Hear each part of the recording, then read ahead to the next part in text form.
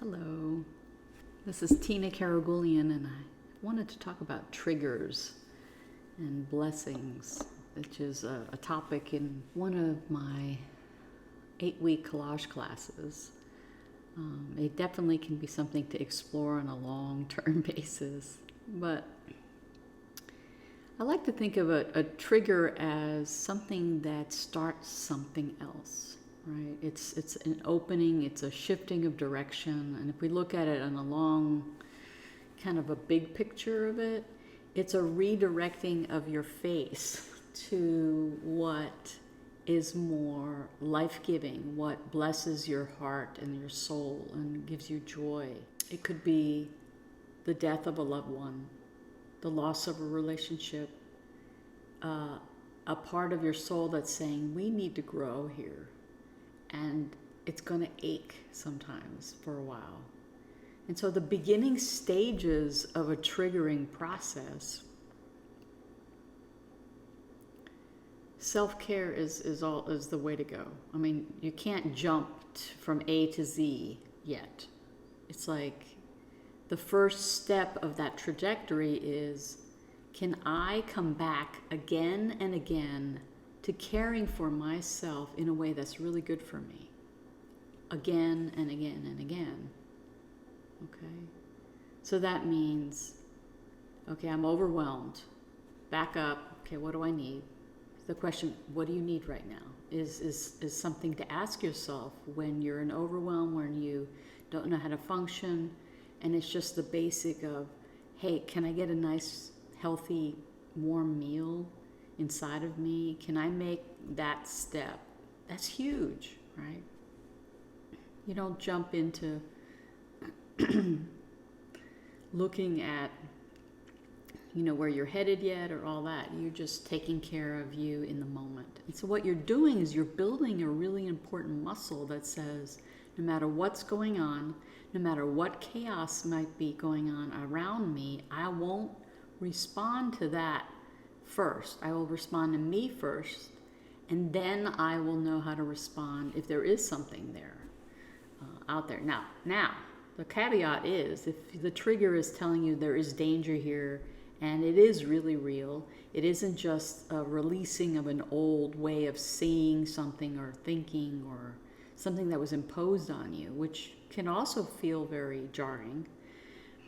But if it is something that says, you're not in an environment or that supports your soul growth either, then the trigger might be going, something to notice here, this isn't really supporting you here.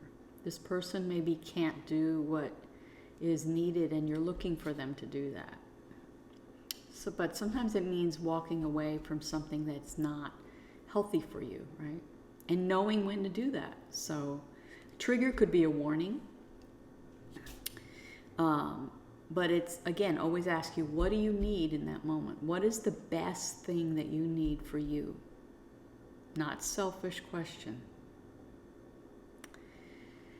And then you start noticing, what feels better for me? Because your soul, when it's growing, is actually looking for something else to sustain it. So maybe what was drinking and going out and partying is okay, but maybe there's this other part of me that says, I really am hungering for something that feeds my soul in a way that it didn't before. Like, I'm really looking for that. And so that trigger of that opening and that shift is saying, hey, can we do more of this right now? Which might be meditation, which might be yoga, it might be hanging out outside, being in the sun, having some fun, and really building that fun muscle, right? Following that trajectory, following that information that's saying, hey, let's try this. No, it's okay. This is not a frivolous desire. This is a soul desire, and there's a difference. Because this, for you right now, is what feeds you. Now, before, maybe the other experiences had a place. They showed you the different types of experiences you can have, the contrast of things, and then your soul is like, but we want this. Okay, this, now we're talking. And it's something inside of you. It's something deep, deep, deep that you say, I don't have to do this for anyone else but me. And in that healing, in that wonderment, all these blessings just come. They fall out of the woodwork. They just come to you. And they could be very simple blessings, like really appreciating the wonder of being in nature, right? The way that the bird chirps in that moment, or where this breeze that comes in at the branches going, oh, hello, hey Tina, how are you? Which is what I get a lot of times. And so I get excited about that, and I'm like, oh my gosh, this is this blessing that came because I redirected my gaze to the blessing. I redirected my gaze to the blessing. The trigger brought me here. Pretty cool, huh? So find out not just what triggers you, because sometimes that's important for you to get out of situations that don't support your soul growth, right? And do whatever it takes to do that. But it could also mean immediately self-care. What do I need right now to support me in this transition of where my soul is taking me? And it could change daily, like self-care to you. Make a list. What feeds your soul? What takes care of you? You can have that list on hand whenever you need it to look back to in case you forget. You're like, oh, you mean I can just rest and let my body not do anything today? Because it's doing a lot of inner work. Just like having a baby, for those of you who have had pregnancies with children, there's so much going on inside of you, right? That's changing, that you're devoting your energy and your body and your resources to building a new person inside of you. Same thing happens in your awakening. Same thing happens in your soul growth. Sometimes it's tiring. You have to give your body an opportunity to replenish. Maybe have supplements, maybe have nutrients that it needs. A lot of times it's prayer, meditation, being out in nature, eating really well in ways that your body wants. So just think about what lights you up now. It could have been different before. What makes you really happy now? And if you're grieving, give yourself the time to do that. But notice, are you staying in a place that you don't need to be anymore? With emotions, with thoughts, with beliefs, all of these things. Sometimes we stay there longer than we need to because we don't know how to move toward the blessing. We just don't know. We haven't done it. It's like a whole new thing. So it takes practice. And it might not feel normal and okay for a while, and that's all right. But you just keep saying, what feeds my soul right now? What feeds my body? What feeds my heart? In a nourishing way, in a way that just feels like, yeah. And do more of that. But as you know, you can't jump from A to Z, like I said before.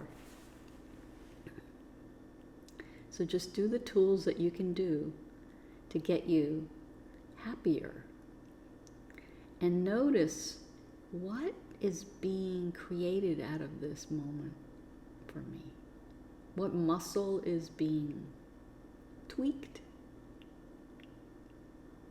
For example, I noticed that there were some spiritual practices that just didn't feed me anymore. I wanted more quiet time,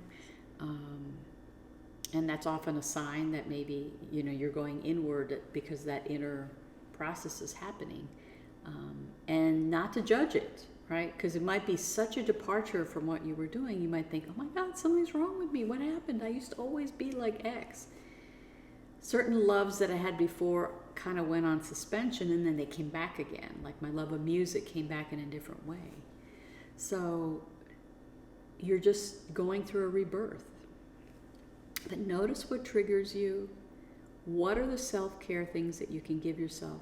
how can you keep moving toward the things that support and nourish you, and then you'll notice more and more blessings, and then this is where you can add gratitude to it and go, wow, that happened today. That just came and I didn't even do anything. I was just happy. I just went toward my blessing and this thing came to me. I moved toward what made me happy and things came to me. So it's a process. So begin somewhere. See your triggers in new ways. See it as a process. See it as information. And if it's danger, acknowledge that. Notice it. Go to where you can understand and heal and change your perception, and do the right steps to keep your nervous system calm. Okay? But some triggers might be just an invitation for something wonderful that wants to come to you. So let it in. My name is Tina Karagulian, and if you'd like to explore more with me, I'd be happy to do that in sessions and classes. Reach out. Thank you.